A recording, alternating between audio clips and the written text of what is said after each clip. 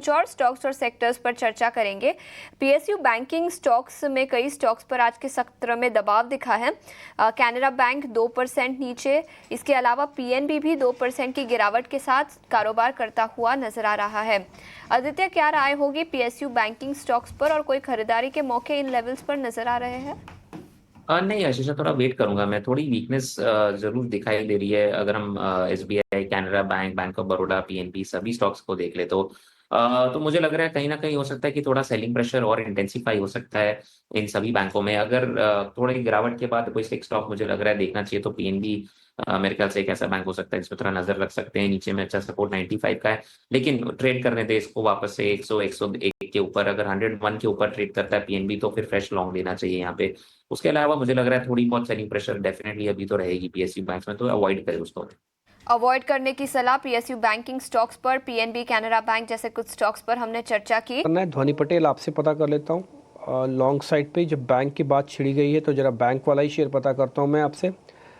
जरा आप चेक करेंगे। चलो पहले फाइनेंस वाला शेयर बताइए, जियो फाइनेंस या फिर श्रीराम फाइनेंस, दोनों में से क्या रखूँ?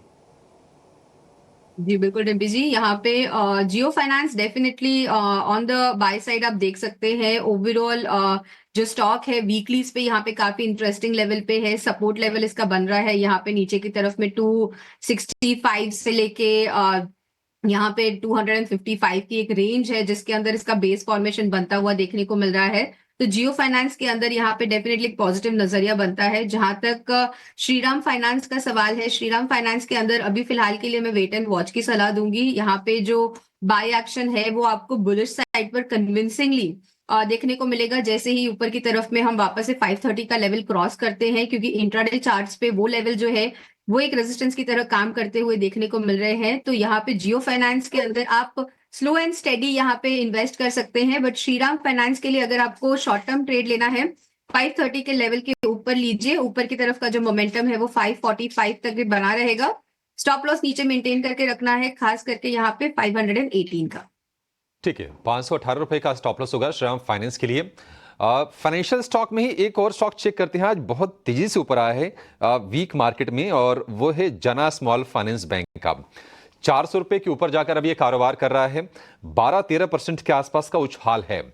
आदित्य, जरा इसको आप चेक कीजिए, जना स्मॉल फाइनेंस बैंक क्या लेवल्स आप अब देख रहे हैं, और क्या इस गैप के बाद खरीदना है या फिर अवॉइड कर दें इसको? अब मुझे लगता है थोड़ा एक बार और अवॉइड करना चाहिए, इतनी जल्दी तेजी नहीं करनी चाहिए, क्योंकि अभी फर्स्ट डे है एक अपमूव का। थोड़ा अगर ये 420 लेवल्स को क्रॉस करके उसके ऊपर ट्रेड करता है तो मे बी एक फ्रेश ट्रेड लिया जा सकता है।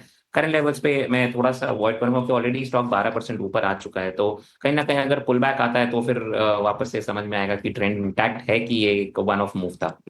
एल्गो सॉफ्टवेयर की बेसिस पर आपको इस समय का डाटा ये बता देता हूँ जो हर 5 मिनट में अपडेट होता है मेरे पास। उसमें डाटा मैं ये बता देता हूँ, 189 शेयर्स ऐसे हैं, 189 लोग ऐसे हैं, लोग बोल देता हूँ उसको मैं, जो कि निफ्टी को नीचे की तरफ धकेल रहे हैं, और 292 लोग ऐसे हैं जो कि ऊपर की तरफ धकेल रहे हैं निफ्टी को। तो निफ्टी थोड़ा सेफर जोन में है एज़ कम्पेयर टू, बट लेकिन मैं जैसे बैंक निफ्टी का डाटा देखता हूँ मैं, तो वहाँ पर स्थिति थोड़ी अलग है।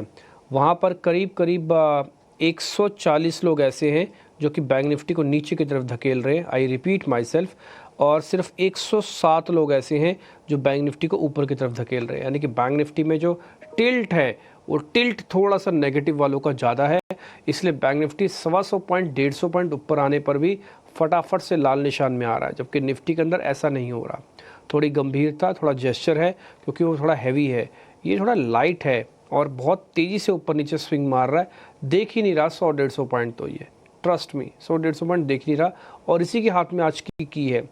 ये आपके ट्रू पिक्चर आज की मार्केट को दिखा रहा है कि कैसे वॉलेटिलिटी और कैसे आपकी सोच, या कैसे मार्केट के अंदर जब चीज़ें ठोस नहीं होती हैं तो कैसे मैं ऊपर नीचे स्विंग करूँगा मैं। ये बैंक निफ्टी आज क्लियर विजडम दे रहा है। किसी को अगर चेक करना हो कि बाज़ार क्या है तो उसकी एक पिक्चर आज बैंक निफ्टी में दिख रही है। किसी को जाके चेक करना हो तो देख सकते हैं, कोई एक्सपायरी वगैरह कुछ नहीं है, बट इतना एक्सट्रीम वॉलेटाइल, और कोई सिर नहीं, कोई पाँव नहीं। आपके पास कोई ऐसा शेयर नहीं जो आपको वीक कर रहा हो, कोई ऐसा शेयर नहीं जो आपको स्ट्रॉन्ग कर रहा हो। आप कैसे उछल कूद मचा रहे हैं मार्केट के अंदर, साफ साफ समझ में आ रहा है, ये साफ साफ दिख भी रहा है। और ऑप्शंस के ट्रेड में फ़र्क है। मैं किसी वजह से आपको 50,000 की कॉल नहीं दिखा पा रहा हूँ। अगर आप 50,000 की कॉल देखेंगे ना तो उसका रेट है सिर्फ 190 रुपये, और उसकी पुट पता है कितने रुपए की है? 1500 रुपये की पुट है। अगर मार्केट रिवर्सल करने पर आया, आप समझ सकते हैं इस कॉल का रेट क्या हो जाएगा, उस पुट की कीमत क्या हो जाएगी। अगर रिवर्सल करने पर आए, कंडीशन अप्लाइड, स्टार मार्क, अगर कंडीशन अप्लाइड रही, एक बहुत ज़बरदस्त तरीके से एक बड़ा गेन इस कॉल से भी बनाया जा सकता है 50,000 वाली से, जिसकी कीमत अभी सिर्फ 150 रुपये है।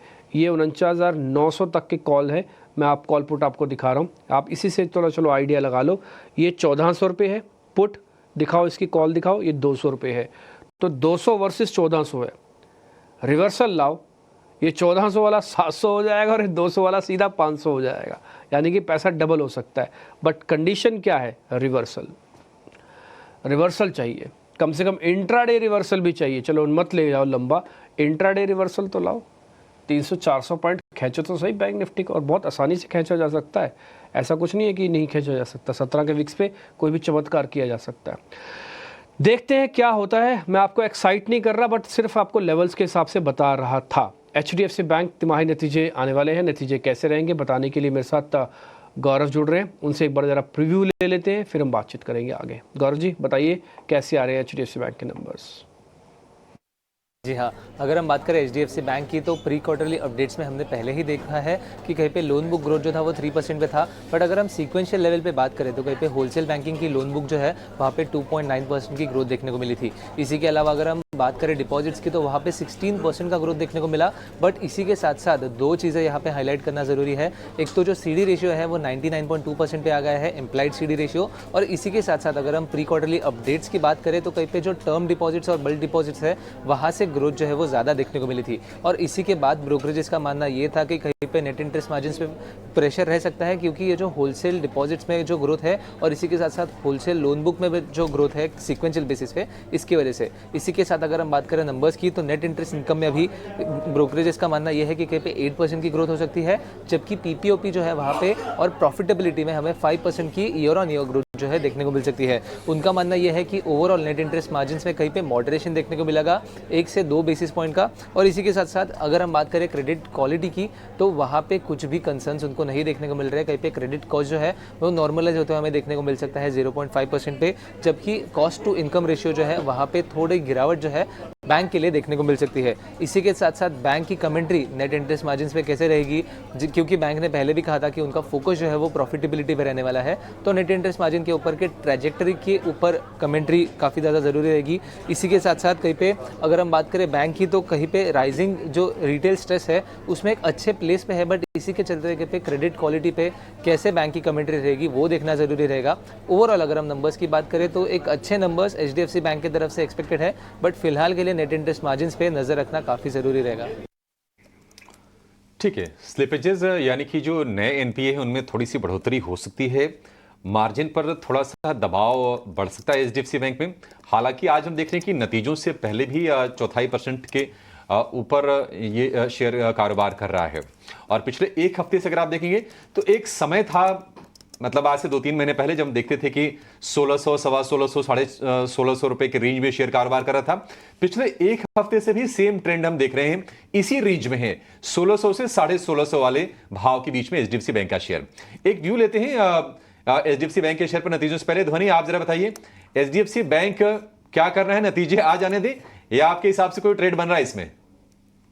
नहीं, डेफिनेटली अभिषेक जी, इवेंट है, इवेंट को यहाँ पे बीत जाने दीजिए, उसके बाद इसके अंदर कोई भी एक डायरेक्शनल मूव का ट्रेड बनाइए। ओवरऑल चार्ट स्ट्रक्चर भी सजेस्ट कर रहा है कि यहाँ पे रेंज फॉर्मेशन जो है वो आपको देखने को मिल रही है, ऊपर की तरफ 1660 का और नीचे की तरफ जो सपोर्ट लेवल है वो यहाँ पे 1620 की लेवल के पास बना हुआ है। तो ओवरऑल रेंज का भी ब्रेकआउट हमें नतीजों के आने तक मिल जाएगा।